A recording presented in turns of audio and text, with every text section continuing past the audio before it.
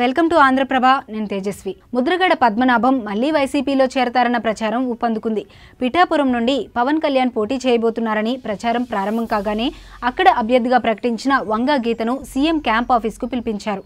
అయితే అభ్యర్థిత్వం మార్పుపై ఎలాంటి చర్చ జరగలేదని ఆమె చెబుతున్నారు. కానీ పిఠాపురం నుండి పవన్ పోటీ చేస్తే వైసీపీ తరపున ముద్రగడే పోటీ చేస్తారని వైసీపీ వర్గాలు గట్టిగా నమ్ముతున్నాయి. కానీ ఇంతవరకు ముద్రగడపై వైసీపీ ఎలాంటి ప్రకటన చేయలేదు. దీంతో కావాలనే వైసీపీ ముద్రగడను పక్కన పెడుతున్నట్లు తెలుస్తోంది. ఈ ఎన్నికల వేళ ముద్రగడ పద్మనాభం వైసీపీలో చేరాలనుకున్నారు.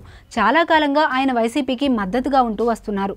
ఈడబ్ల్యూఎస్ రిజర్వేషన్లలో కాపులకు ఇచ్చిన 5% రిజర్వేషన్లు రద్దు చేసినా ముద్రగడ పెద్దగా మాట్లాడలేదు. జనవరి 1వ తేదీన ఆయన స్వగ్రామంలో సమావేశం పెట్టి వైసీపీలో చేరుతున్నట్లుగా ప్రకటించాలని అనుకున్నారు.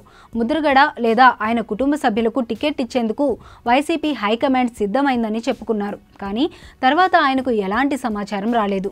తాడేపల్లికి వెళ్లి హోటల్లో 4 రోజులు పిలుస్తారని ఎదురు చూస్తూ కూర్చున్నా పిలుపు రాలేదు. అయితే వైసీపీ నుంచి సానుకూల స్పందన రాకపోవడంతో టీడీపీ లేదా జనసేనలో చేరుతారని ప్రకటించారు. ఆ పార్టీల నుండి కూడా ఆయనకు ఆహ్వానం అందలేదు. అయితే ఇప్పుడు పవన్ పై నిలబెట్టడానికి ఆయన సరిపోతారని వైసీపీ అనుకున్నట్లుగా ప్రచారం జరుగుతోంది.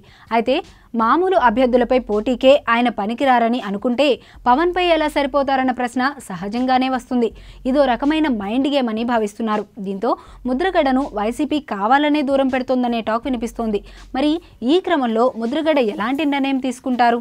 ఏ పార్టీలోనైనా చేరతారా లేదా ఇంతకు ముందులాగే రాజకీయాలకు దూరంగా ఉంటారా అన్నది ఇప్పుడు ఆసక్తికరంగా మారింది.